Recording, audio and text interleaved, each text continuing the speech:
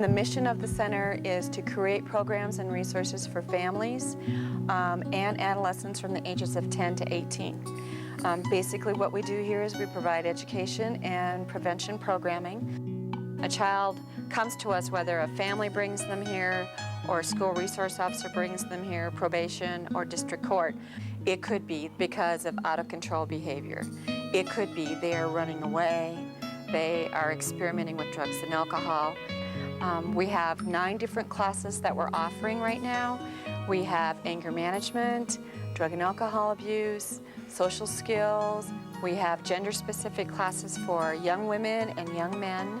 So any family in need, this is the place that you need to bring them. Well, we first got introduced to the center a couple of years ago, and Paige got busted at school, in junior high school, with some marijuana.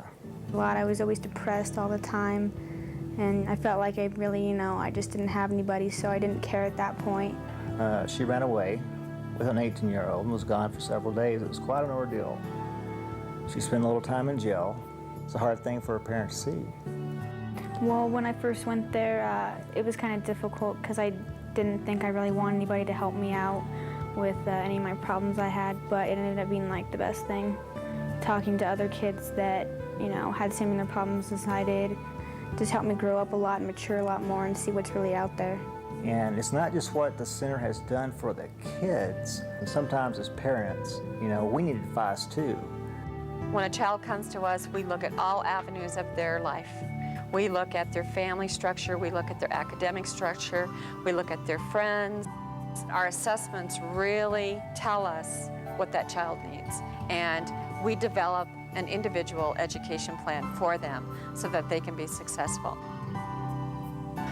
We received a call from Magistrate Baronato asking us to design a program for the 10 to 12-year-olds because at that time there were no other programs in this community, and the only alternative she had was to lock 10 and 12-year-olds up in juvenile corrections. There's got to be a different alternative for 10 and 12-year-olds. What is the biggest problem you have right now that you're dealing with your family? What is the biggest issue that's really making your life difficult?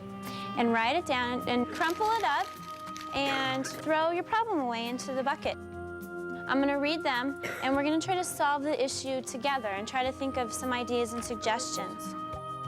Our community and our center receives 2 to 3 referrals a week of kids self-reporting on meth. Marijuana is huge. We're seeing an increase in cocaine. We've seen more increase with heroin. So kids are really dabbling with some very, very dangerous, addictive drugs. Tyson has attention deficit disorder, and so he's been on medication, but seemed to be staying away from drugs and alcohol and such. However, last November, his grandma died. He was extremely close to her, and he just went seriously downhill. Within 2 months, he was out of school. I couldn't control him. I found 13 bottles of cough medicine in his bag, packages and packages of Chlorocidin. Many of our students are using cold remedies over the counter, and what happens is when they mix them, they get this euphoria. I like the feeling of it, so I started doing it every day, probably doing 16 pills at a time. I was so extremely worried. I was afraid I was going to find him dead in his room. Another thing is when I was doing this Chlorocidin, I started doing all these tattoos. I don't like them. It's hard to get a job. We have a Pathways to Recovery program, which is an intensive 5-month drug and alcohol addictions class. I just really hated life, and I thought the only way to make it better was to smoke weed, and then you either go to jail or you quit smoking weed. And I made a promise to this place. I promised them that I'd quit smoking. And I was failing school. I had never actually passed English with any grade higher than a C, and then this past summer, being clean, I took summer school and I got A's in both my classes because I wasn't high. He doesn't talk a whole lot to me about what goes on in the class, but I can see an attitude change. In the future, I know I'm going to stay clean. I'm going to get these tattoos removed. I'm getting my GED and a drug-free life. We have a 92% success rate with all of our kids. And I truly believe it's because of that adult connection piece that we do with them.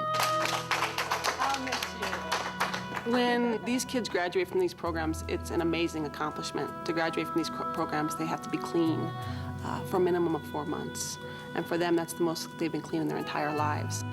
Let me just tell you a little bit about him, because I never thought he would be here. And when I first met Mr. Mangeris, he had a list, the things that he was willing to do, and that was how it was going to be. I don't care, I'm going to California, you're not stopping me. I don't care what I do with my life. My attitude and arrogance and stuff that I showed you in the courtroom was basically a cry for help because I didn't know what to do.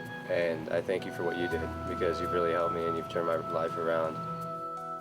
When they come in here, we know what they're lacking. And by the time that they leave the center, we know that they have all of the life tools they need to be successful, and they won't go down that path of making bad decisions again.